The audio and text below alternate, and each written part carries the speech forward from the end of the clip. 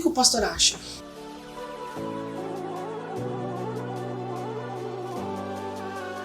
A gente não tira a importância. É uma ferramenta muito boa. Nós estamos usando aqui hoje. Então, ela, para ser usada como ferramenta, muito bom. Os tempos mudam, o mundo mudou, então a gente tem que estar atento a isso. É importante a gente se atualizar, é importante a gente entender até para alcançar as próximas gerações. Só que ao mesmo tempo que é bom, é importante, é uma ferramenta, também é perigoso. Então tem que ter um equilíbrio, tem que ser falado. Por que é perigoso? Porque é aquilo que você falou, a comunhão, a presença, isso aí não tem como ser substituído. O relacionamento, um aperto de mão, um abraço, essa comunhão não pode ser substituída. E outra coisa é essa questão que você falou de liderança, uma liderança religiosa.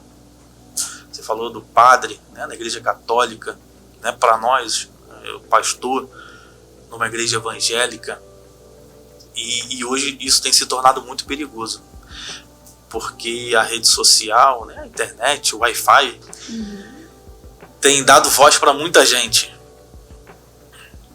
e nós precisamos ter esse discernimento, para quem nós estamos emprestando nosso ouvido, quem tem nos guiado, quem tem nos direcionado. E tem muita gente hoje que tem tirado o papel e a importância de um pastor, de um líder espiritual, de uma pessoa que estabelecida, chamada por Deus, com uma autoridade dada por Deus. Então hoje o Wi-Fi tem tirado isso, e isso é muito perigoso. Por quê? Porque nós precisamos de um pastor. Para quê? Para nos orientar, para nos ajudar. Qual é o papel do pastor? A Bíblia vai fazer analogia como um pastor de ovelhas. O que um pastor de ovelha faz? Você já viu ovelha sem pastor? Não existe uma ovelha sem pastor. Se a ovelha sair do rebanho, não tiver o cuidado do pastor, ela é uma presa fácil. Ela cai num penhasco. Ela é capturada mais fácil. Pega pelo lobo. Então a Bíblia vai fazer essa analogia. Então um pastor é importante por quê? Para poder guiar, para poder direcionar, para poder ensinar, para poder cuidar. Claro, tudo isso a gente não abre mão, baseado nos princípios da palavra de Deus, a Bíblia. A Bíblia é o nosso manual de fé, de regra, de prática. Então a rede social tem substituído isso que é tão importante para a nossa vida, para a nossa caminhada, para a nossa fé. Então as pessoas têm deixado hoje algo que se tornou muito perigoso e tem crescido muito, infelizmente. As pessoas têm tirado a importância da igreja. Acham que por causa do Wi-Fi, da rede social, da internet, tem problema assistir? Problema nenhum. Tem muita gente boa. Eu assisto, vejo pregações, mensagens, escuto pastores, mas com cuidado, saber quem que eu estou ouvindo, o que eu estou ouvindo, e sem substituir a importância da comunhão, da igreja, de uma liderança, de um pastor. E as pessoas têm substituído isso, têm tirado a importância da igreja, da comunhão, têm deixado de ir para a igreja, têm deixado de estar em comunhão, têm deixado de ouvir uma liderança, um pastor. Para quê? Para ficar na internet, na rede social, só ouve aquilo que quer. Aquilo que eu falei, o ser humano, ele quer ouvir aquilo que ele quer. E nem sempre o melhor pra gente é aquilo que a gente quer ouvir. A verdade sempre dói. É isso aí. A verdade nunca é boa de ouvir. A gente tem que ouvir o que a gente precisa, não só o que a gente quer. E ali na internet a pessoa pode digitar ali o que ela quiser, escolher o pastor que ela quiser, a pregação que ela quiser, o podcast que ela quiser, e ouvir só o que ela quiser. E a gente pode fazer um paralelo aqui com a saúde. A gente não come só o que a gente quer. Se deixar, a gente vai comer só besteira. Exato. Eu sou assim. Eu também. Todo dia, o dia inteiro. Vai fazer mal para a saúde. Então, às vezes, a gente tem que comer o que a gente não quer. Assim como a gente tem que ouvir o que a gente não quer. Porque a Bíblia ela fala de tudo, ela ensina tudo. Tem bênção, tem bênção. Milagre, tem milagre, mas também tem exortação, tem santificação, né? Tem separação. Então tudo tem que ser falado, tudo tem que ser pregado. E uma das coisas que tem mais me assustado, né, no Wi-Fi, na rede social, né, eu não estou aqui para falar de ninguém, para julgar ninguém, né, sem citar nome, mas pessoas que só têm falado e pregado aquilo que as pessoas querem ouvir. Isso é perigoso. Né? Nós, como líderes e pastores, a gente não pode falar e pregar só o que as pessoas querem ouvir. A gente tem que pregar sobre bênção, é claro, Deus abençoa, Deus tem prazer em abençoar o seu povo. Prosperidade, claro, Deus nos dá prosperidade, né? Prosperidade é viver bem com aquilo que a gente tem, ter paz, ter alegria, independente das circunstâncias. Então, prosperidade, bênção, fartura. Só que, como eu falei aqui, a Bíblia também, o Evangelho de Jesus também é um evangelho de renúncia. Né? Jesus renunciou, de santificação. Hebreus 12, 14.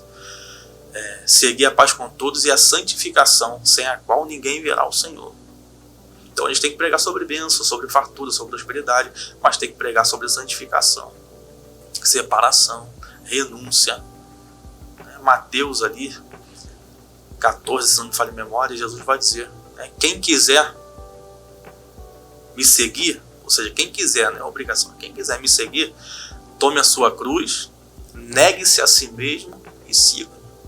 O que significa tomar a cruz? Tomar a cruz é estar disposto a passar por tudo que Jesus passou. Se necessário for ser humilhado, Jesus foi humilhado, envergonhado. Negue-se a si mesmo. O que é negar a si mesmo? São os seus desejos, os nossos desejos, a nossa carne, nossa natureza pecaminosa. A gente tem vontade de errar, de pecar, todo mundo tem.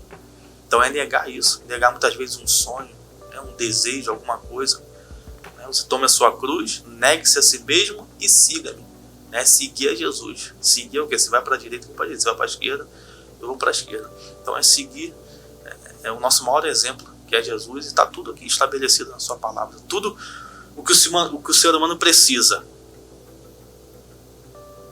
para viver, para fazer, para colocar em prática, tudo que nós precisamos está na palavra de Deus. O que devemos fazer, o que precisamos deixar de fazer.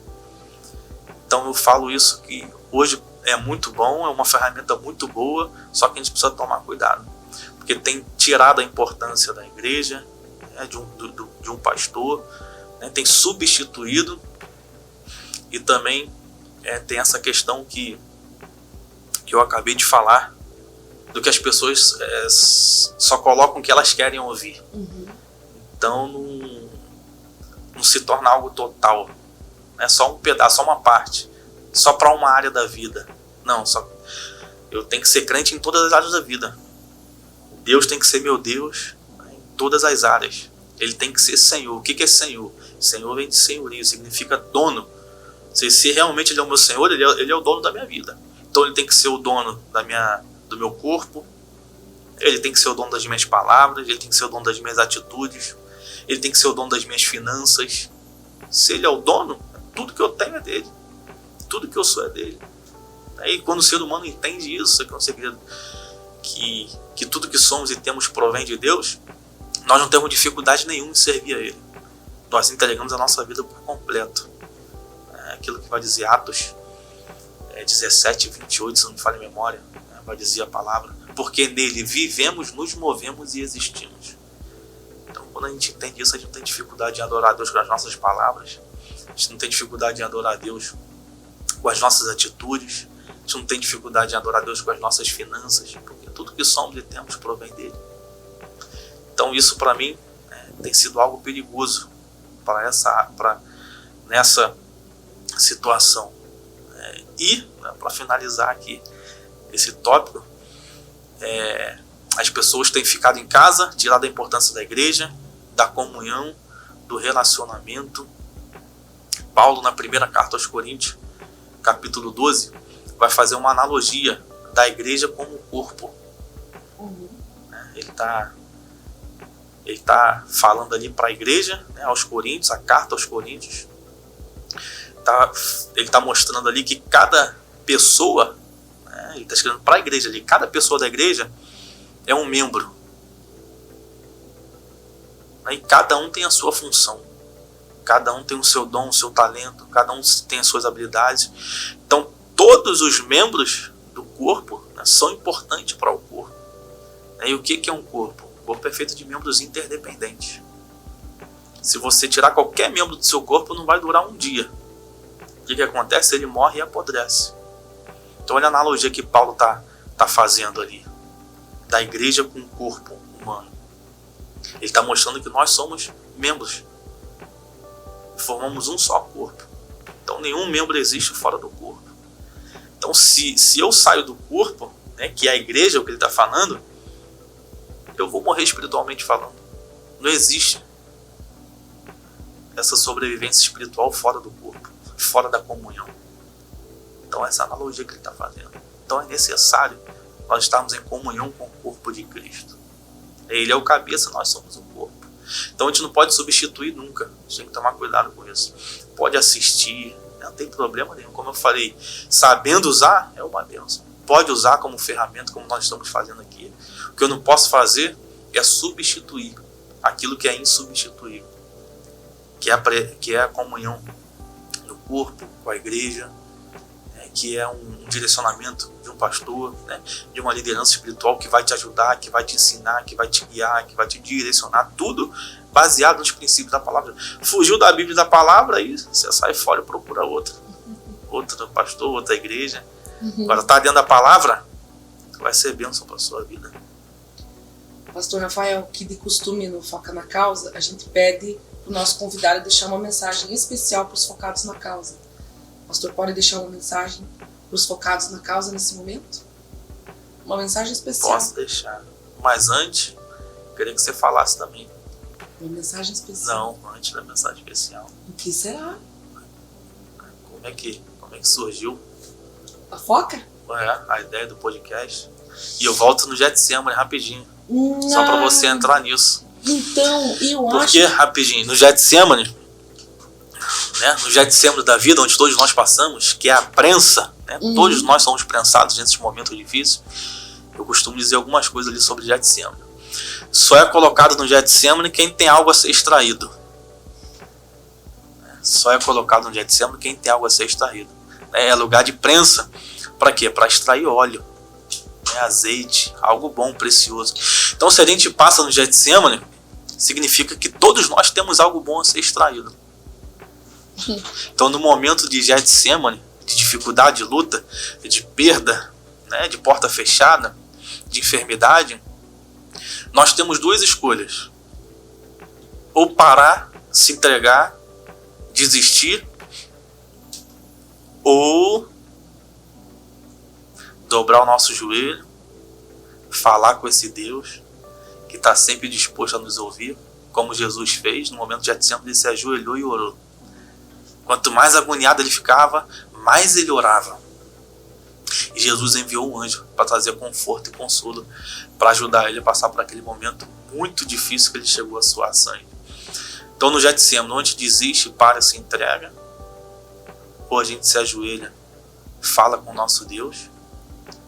No momento da dor, né, vamos chamar de dor, ou a gente para e desiste, ou a gente encontra um propósito. E eu acho que ninguém é melhor do que você para poder falar para nós aqui.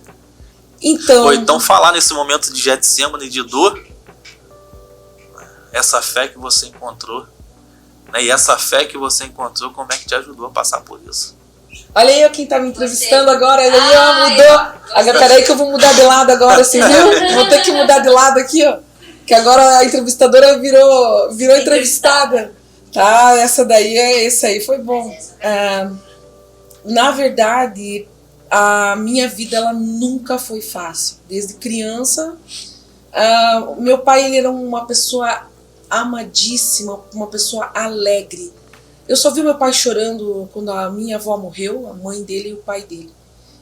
Você não via meu pai chorar, ele estava sempre cantando, assobiando e contando piada. Essa era a vida do meu pai. Porém, ele era uma pessoa um pouquinho irresponsável.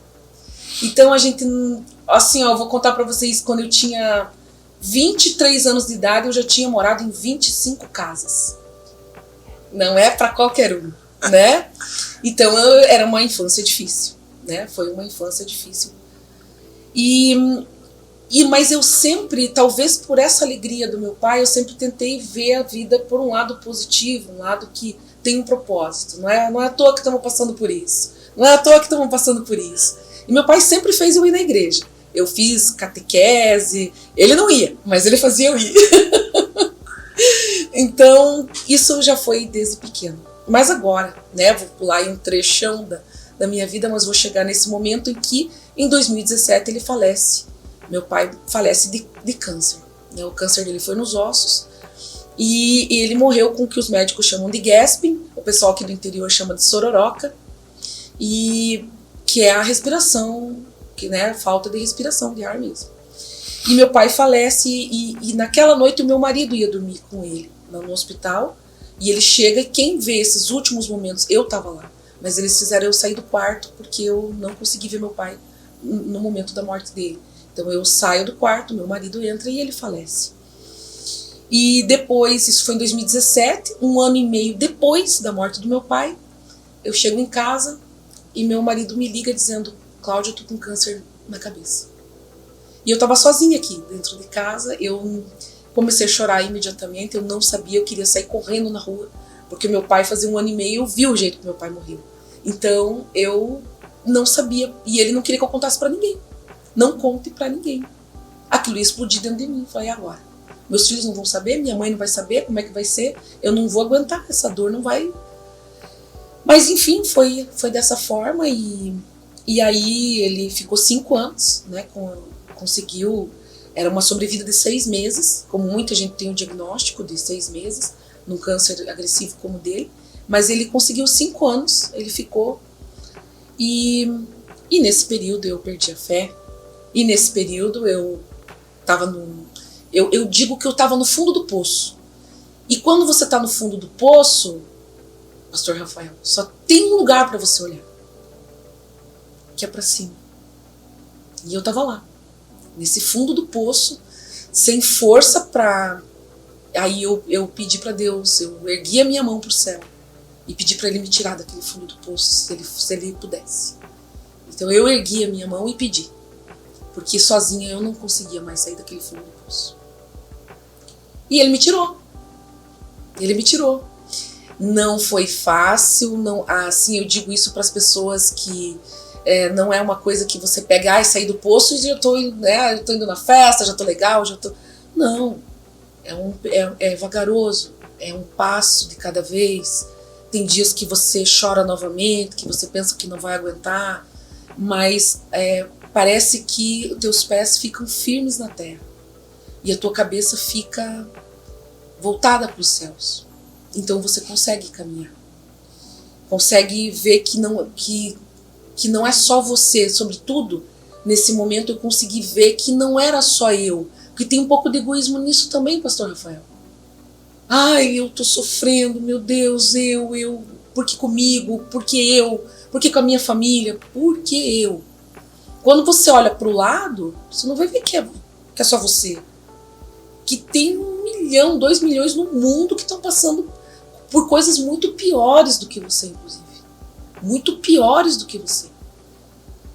Então não é porque eu. É porque nesse mundo tem aflição. E eu passei pela prensa. Né? Fui prensada. E nesse momento eu faço oração, né, quando acontece isso. Peço. E veio a ideia do Foca na Causa para ajudar as pessoas. O pra quê?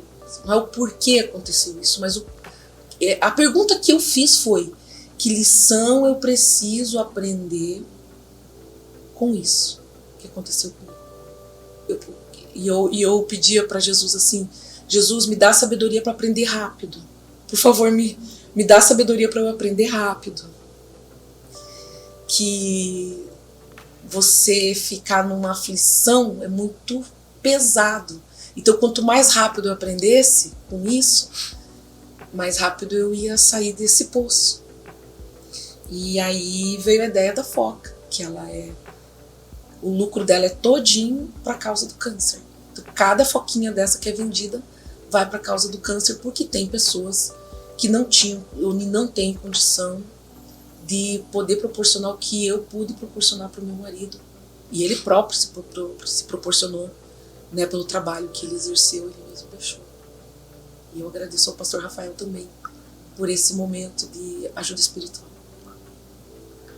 Maior do que a dor vai ser sempre o propósito. E eu tive esse propósito e eu sempre fico muito emocionada. A gente não minimiza a dor de ninguém. Mas é no meio dessa dor entender o propósito de Deus. Tudo que acontece tem um propósito. Nada é por acaso, nem em vão, nem coincidência, nem sorte, nem azar, não. Tudo que acontece é permissão e propósito de Deus. Então, mais importante e maior do que a dor é o propósito que Deus tem para fazer. E eu sou grato. Eu que sou. E privilegiado por ter feito parte. E você rápido tem entendido. No meio da dor, né? E creio que até hoje, né? Porque a gente não para de sofrer. Mas muito menos. Mas que com o Espírito Santo a gente tem força para passar por isso. É aquilo que eu falo. Por alguns momentos não existem palavras. Né? No momento do luto eu falei. Eu posso falar aqui 1 hora, que não vai trazer o conforto que você precisa.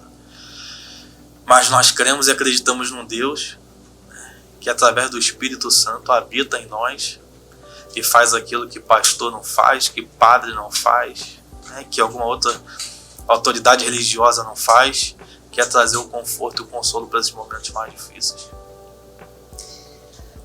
Pastor Rafael, então eu termino a minha entrevista aqui, né? Depois que eu fui entrevistada pelo senhor agora, então eu, como é costume do Foca na Causa, os nossos convidados deixam uma mensagem final para os focados na causa. Por favor, essa câmera aqui é sua. Bem, já que a gente falou de fé, para os momentos difíceis e de lutas, nós podemos perder algumas coisas. Podemos perder até muita coisa. Só existe algo que a gente não pode perder, que é a fé. Hebreus 11:6 vai dizer que sem fé é impossível agradar a Deus. Então nós podemos perder nossas riquezas, podemos perder bens, nossa saúde pode ser abalada. O que a gente não pode perder é a nossa fé. Porque Marcos 9:23 vai dizer que se tu crê, tudo é possível ao que crê. E Lucas 1:37 vai dizer que para Deus nada é impossível. Então se você tiver fé, independente qual seja a sua situação, por mais difícil que seja, em qualquer área da vida, creia que existe um Deus que ele pode mudar a situação. Creia que existe um Deus que pode mudar o cenário. Ele é o Jeová Rafa, é o Deus que cura. Ele é o Jeová Jireh, o Deus da provisão. Como eu falei, repito, para ele não existe impossível. Então eu não sei o momento que você está enfrentando, vivendo, passando. Não perca a sua fé. Creia que Deus existe, que ele é real, que ele é poderoso e que ele pode mudar esse cenário da sua vida. Que Deus te abençoe.